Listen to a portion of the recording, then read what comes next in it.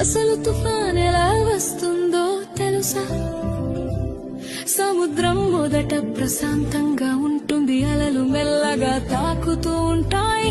కానీ సూర్యుడు బాగా వేడెక్కితే సముద్రపు నీరు కూడా వేడిగా మారుతుంది. ఆ వేడి నీటి మీద ఉన్న గాలి కూడా వేడి అవుతుంది, పైకి ఎగురుతుంది. గాలి పైకి ఎగినప్పుడు కింద ఖాళీ అవుతుంది.